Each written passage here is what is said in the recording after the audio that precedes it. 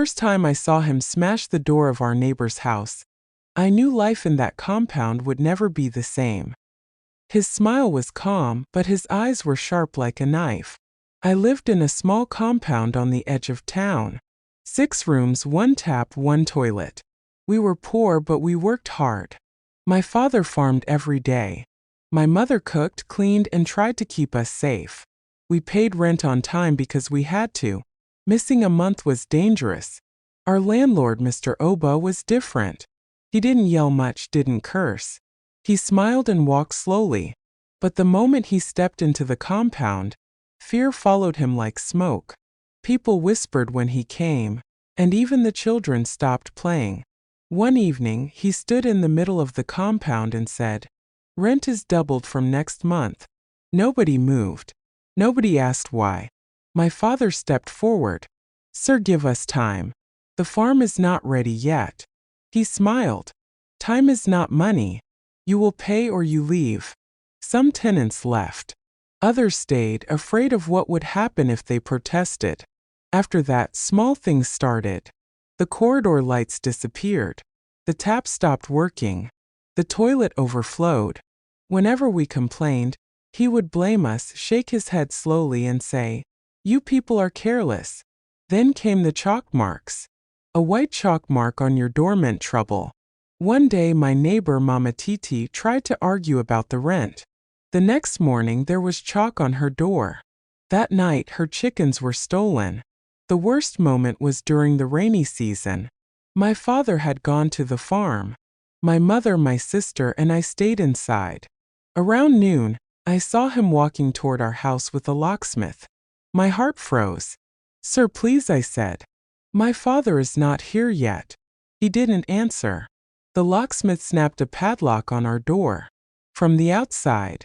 "When he pays, I will open it," he said, and walked away. We were trapped in our own home. No water, no toilet, no way to call for help. My mother screamed. My sister cried. I just stared at the lock, wishing it would break itself. People watched from their rooms. Some whispered. Some did nothing. Fear had silenced everyone. Hours later, my father came back. He didn't shout. He didn't curse. He just sat on the ground and held his head. That silence hurt more than the padlock itself. Then Aunty Kemi, the oldest woman in the compound, came out. She was small, but no one argued with her. She walked straight to Mr. Oba's gate and knocked loudly. "Open this gate," she said. He came out angry. She pointed at him. "You can take rent," she said, "but you cannot take dignity." For the first time, other tenants joined her. They spoke up, shouted, demanded respect. Mr. Oba's calm face began to crack. The lock came off that night. No apology, just anger. After that, people started leaving the compound. Room by room, tenant by tenant. Mr. Oba's buildings became empty. He stayed behind, alone, waiting for someone to fear him again. I learned something from that place. Evil doesn't always shout. Sometimes it whispers rules, isolates people, and makes fear feel normal. But even small voices, when joined together, can break it. Even now, I remember the sound of that padlock snapping shut. And I remember the sound of people finally refusing to be afraid. After that night, life in the compound changed, but it didn't get easy. Mr. Oba didn't stop trying to control us. He still came around, sometimes just standing silently in the middle of the compound, watching. You could feel his eyes following you like a shadow, even when he wasn't speaking. But the difference was that we weren't afraid anymore, at least not as much. People started helping each other quietly. Bayo, my friend, began warning tenants if Mr. Oba was coming. My father started keeping a small notebook with rent records just in case. Even the children learned to move without making noise, but also to watch and remember. One morning, I saw him yelling at a tenant because the tenant's goat had wandered into another yard. It was small, almost silly, but I noticed something in the way the tenants were standing. They didn't back away. They whispered back. They pointed out the rules he was breaking. I remember holding my sister's hand that day. She was 10, but she squeezed my hand and said, "He's not scary anymore. and I realized she was right. He had power over us only because we let fear grow. Once people started speaking together, even small things felt like resistance. By the end of that month, most tenants had moved. Empty rooms stood silent under the sun. Mr. Oba sat outside one of his buildings alone. Sometimes I would pass by and see him staring at the road, probably hoping someone would come to fear him again. No one did. Years later, I still remember the padlock. I still hear it sometimes in dreams. But I also hear the voices, the small trembling voices that finally became loud enough to make him move.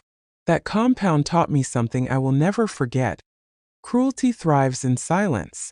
Even the smallest act of courage can start a chain reaction. And sometimes, all it takes is one old woman knocking on a gate to remind everyone that fear is only as strong as the people who believe it. After that, life didn't suddenly become safe.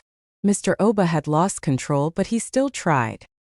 He would show up at strange hours, leaning on his stick, watching people go about their day. Sometimes he would whisper to himself, muttering about disobedient tenants. It was creepy, but we had learned not to flinch. One evening, I was sitting outside with Bayo. He was my only real friend in the compound. We were talking quietly about the crops our parents were planting, when we noticed Mr. Oba walking slowly toward us. "Good evening, boys," he said, smiling. Bayo's hand gripped mine. My heart raced. But I remembered what had happened before. How Aunty Kemi had faced him, how the tenants had stood together. "Good evening, sir," Bayo said, louder than he should have. Mr. Oba stopped studying us. "You think you can ignore me?" he asked, his voice low but sharp. "No, sir," I said. We're talking." He stared at us for a long time. Then finally he turned and walked away. I don't think he expected us to speak without fear. After that night, we started noticing other small things. Neighbors who had been silent before began helping each other. One tenant showed another how to repair the leaking tap. Someone else collected firewood for the elderly. Even children started moving freely again, laughing quietly under the trees. And then came the day he lost what little respect people still pretended to have for him. A man named Ade ran to the compound, shouting that his wife had gone into labor. Mr. Oba appeared, scowling, but people surrounded him. "Help her!" someone shouted. "She needs water and a blanket." For the first time, he didn't have a clever answer. He froze. Then slowly, he walked away without saying a word. The neighbors helped Ade's wife themselves. They didn't wait. That day I realized something: power isn't about money. It's about fear. And when fear disappears, power is gone. The rest of the tenants started moving out in groups. One by one, room by room, the compound emptied. Mr. Oba stayed behind, muttering to himself, sitting alone in the middle of his empty property. Sometimes I pass by that compound. The paint is chipped, the doors sag. The place smells of dust and loneliness. And I think about him, about how he thought fear could last forever. But it doesn't. It only lasts as long as people allow it. Even now, I remember the padlock that trapped us. I still see it in my dreams. But I also remember the voices, the trembling voices that finally became loud enough to break it. And that is why people in my town still talk about Aunty Kemi, the old woman who reminded us that fear is never stronger than courage, even when courage is quiet at first. After the compound emptied, life slowly returned to normal. But the memory of Mr. Oba never left us. People whispered about him, laughed quietly at the way he used to think fear could rule over human beings. He would sit in the sun, alone, sometimes banging his cane against the ground, as if trying to scare the air. No one paid attention anymore. We learned to move freely again. The tap worked, the corridor lights returned, and the small courtyard rang with the sounds of children playing. My father smiled more. My mother slept without jumping at every knock. Bayo and I could talk outside without our voices shaking. Peace had returned, not because Mr. Oba changed, but because we stopped letting him have control. Years later, I still think about that padlock, that locked door. And that day we realized that silence can be dangerous. I remember Aunty Kemi standing at the gate, refusing to be afraid, showing us that courage is not loud. It's steady, patient, and contagious. I learned that evil doesn't always scream. Sometimes it whispers rules, isolates people, and waits quietly. But even the smallest voices, when joined together, can break it. And once it breaks, Even someone who seemed invincible can be left alone with nothing but their own shadow. That compound, the padlock, Mr. Oba, it all stays with me. I tell this story not because I hate him, but because I want people to understand how fear works and how courage, even the smallest courage, can set you free. If you find the story interesting, do subscribe for more stories.